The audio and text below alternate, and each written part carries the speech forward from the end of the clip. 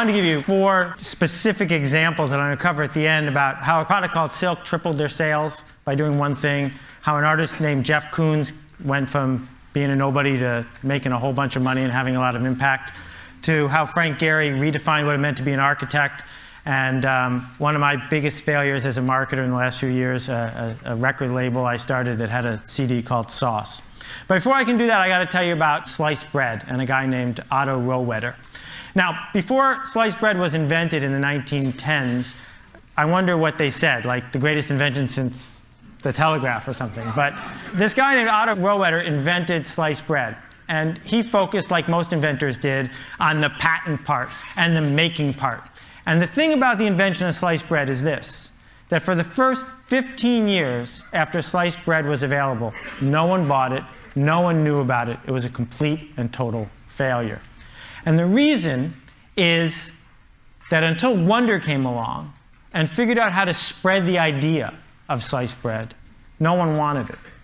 That the success of sliced bread, like the success of almost everything we've been talking about at this conference, is not always about what the patent is like or what the factory is like. It's about, can you get your idea to spread or not? And I think that the way you're going to get what you want or cause the change that you want to change to happen is you're going to figure out a way to get your ideas to spread. And it doesn't matter to me whether you're running a coffee shop or you're an intellectual or you're in business or flying hot air balloons. I think that all this stuff applies to everybody regardless of what we do. That what we are living in is a century of idea diffusion. That people who can spread ideas, regardless of what those ideas are, win. And when I talk about it, I usually pick business because they make the best pictures that you can put in your presentation and because it's the easiest sort of way to keep score. But I want you to forgive me when I use these examples because I'm talking about anything that you decide to spend your time to do. At the heart of spreading ideas is TV and stuff like TV. TV and mass media made it really easy to spread ideas in a certain way. I call it the TV industrial complex. And the way the TV industrial complex works is you buy some ads, interrupt some people, that gets you distribution. You use the distribution you get to sell more products. You take the profit from that to buy more ads. And it goes around and around and around the same way the military industrial complex worked a long time ago. Now that model of, and we heard it yesterday, if we could only get on the homepage of Google, if we could only figure out how to get promoted there, if we could only figure out how to grab that person by the throat and tell them about what we want to do, if we could do that, then everyone would pay attention, we would win. Well, this TV industrial complex informed my entire childhood and probably yours. I mean, all of these products succeeded because someone figured out how to touch people in a way that they weren't expecting, in a way they didn't necessarily want, with an ad over and over and over again until they bought it. And the thing that's happened is they canceled the TV industrial complex. That just over the last few years, what anybody who markets anything has discovered is it's not working the way that it used to. This picture is really fuzzy. I apologize. I had a bad cold when I took it. But the product in the blue box in the center is my poster child. Right? I go to the deli. I'm sick. I need to buy some medicine. The brand manager for that blue product spent $100 million trying to interrupt me in 1 year. $100 million interrupting me with TV commercials and magazine ads and spam and coupons and shelving allowances and spiffs. Also, I could ignore every single message. And I ignored every message because I don't have a pain reliever problem. I buy the stuff in the yellow box I always have. And I'm not going to invest a minute of my time to solve her problem because I don't care. Here's a magazine called Hydrate. It's 180 pages about water. Right? Articles about water, ads about water. Imagine what the world was like 40 years ago when it was the Saturday Evening Post and Time and Newsweek. Now there are magazines about water. New product from Coke Japan, water salad. Okay? Coke Japan comes out with a new product every 3 weeks because they have no idea what's going to work and what's not. This, I couldn't have written this better myself. It came out 4 days ago. I've circled the important parts so you can see them here. They've come out, Arby's is going to spend $85 million promoting an oven mitt with the voice of Tom Arnold, hoping that will get people to go to Arby's and buy a roast beef sandwich. Now, I want you to try to imagine what could possibly be in an animated TV commercial featuring Tom Arnold that would get you to get in your car, drive across town, and buy a roast beef sandwich. You know, this is Copernicus, and he was right when he's talking to anyone who needs to hear your idea. The world revolves around me. Me, my favorite person, me. I don't want to get email from anybody. I want to get me-mail. So consumers, and I don't just mean people who buy stuff at the Safeway. I mean people at the Defense Department who might buy something, or people at, the New Yorker who might print your article. Consumers don't care about you at all. They just don't care. Part of the reason is they got way more choices than they used to and way less time. And in a world where we have too many choices and too little time, the obvious thing to do is just ignore stuff.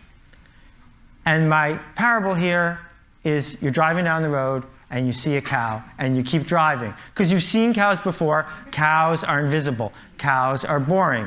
Who's going to stop and pull over and say, oh, look, a cow? Nobody. But if the cow was purple, isn't that a great special effect? I could do that again if you wanted.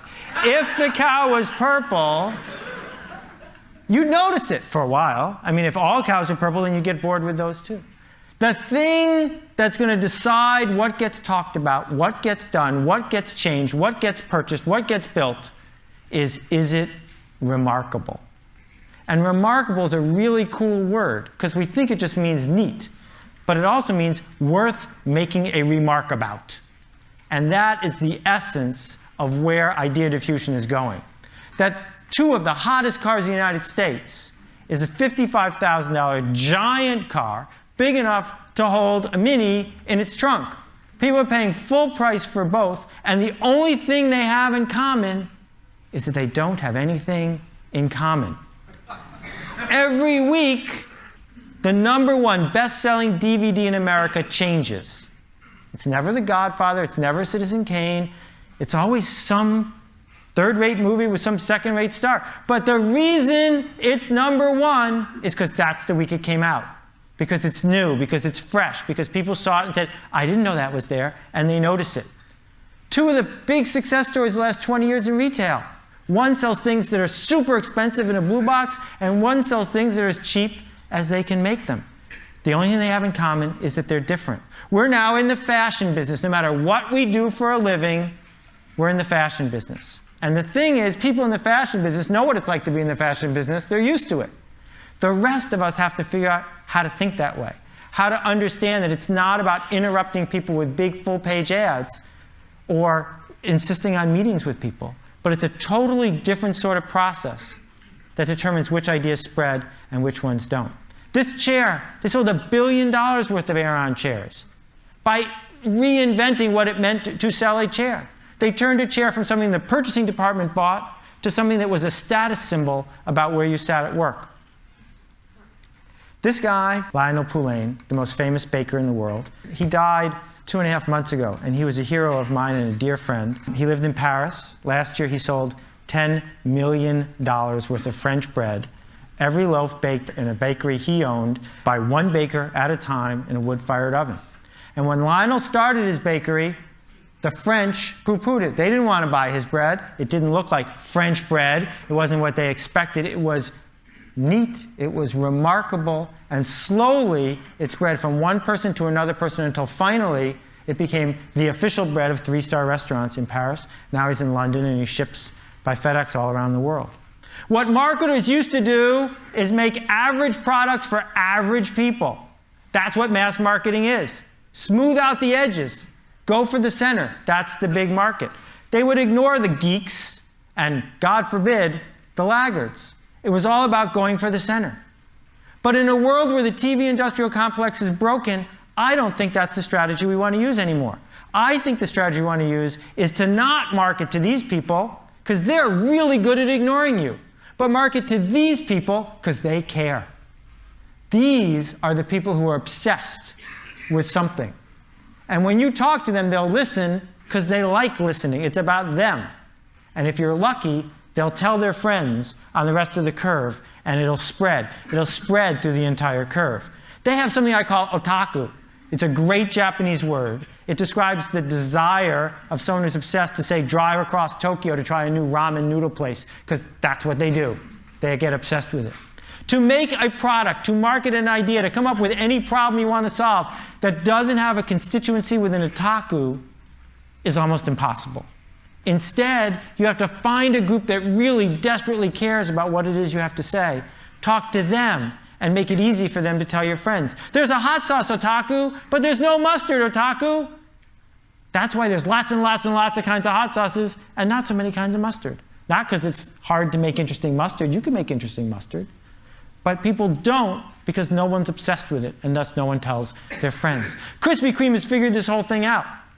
Krispy Kreme has a strategy. And what they do is they enter a city, they talk to the people with the otaku, and then they spread through the city to the people who have just crossed the street. This yo-yo right here costs $112, but it sleeps for 12 minutes. Not everybody wants it, but they don't care. They want to talk to the people who do, and maybe it'll spread. These guys make the loudest car stereo in the world.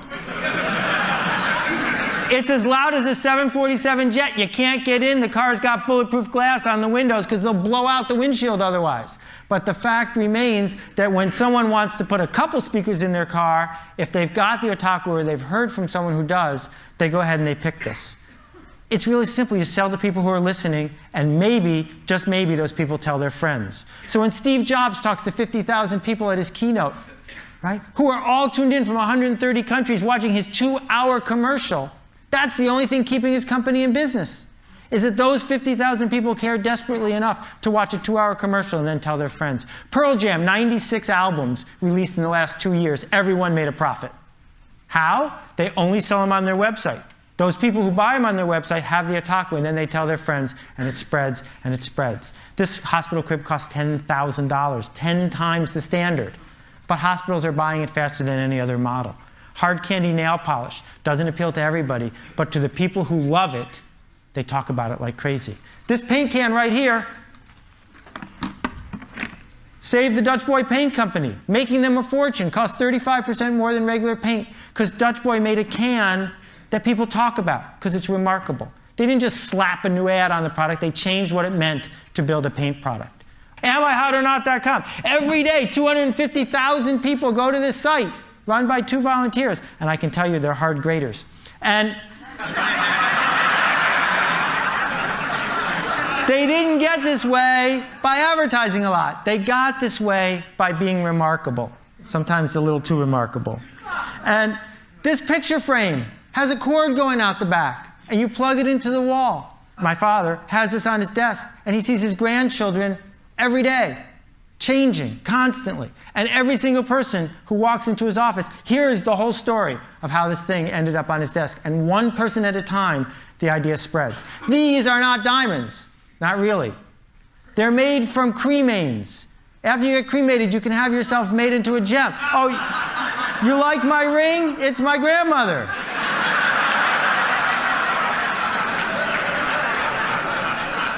Fastest growing business in the whole mortuary industry. But you don't have to be Ozzy Osbourne. You don't have to be super outrageous to do this. What you have to do is figure out what people really want and give it to them. A couple quick rules to wrap up. The first one is design is free when you get to scale. And the people who come up with stuff that's remarkable more often than not figure out how to put design to work for them.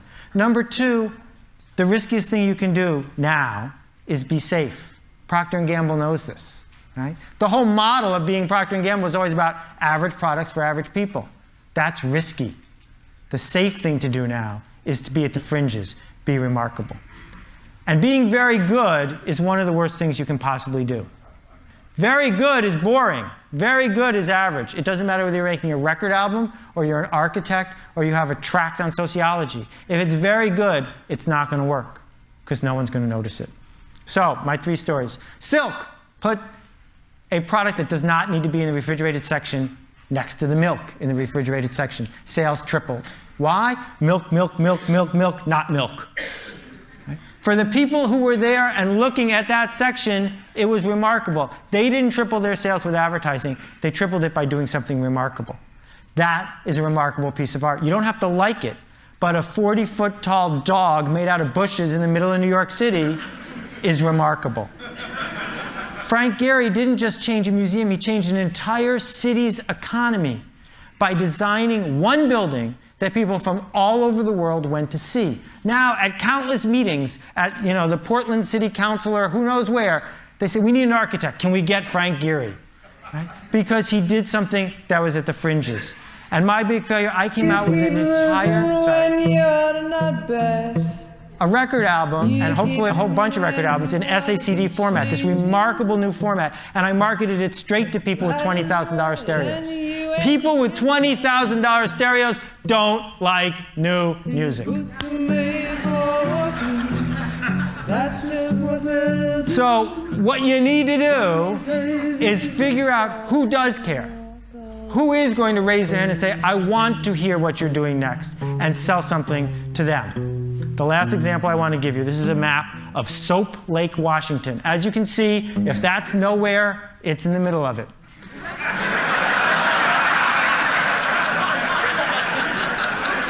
But they do have a lake.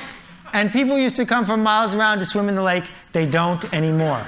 So the founding fathers at Soap Lake said, we got some money to spend. What can we build here? And like most committees, they were going to build something pretty safe. And then an artist came to them. This is a true artist rendering. He wants to build a 55-foot tall lava lamp in the center of town. That's a purple cow. That's something worth noticing. I don't know about you, but if they build it, that's where I'm going to go. Thank you very much for your attention. I appreciate it.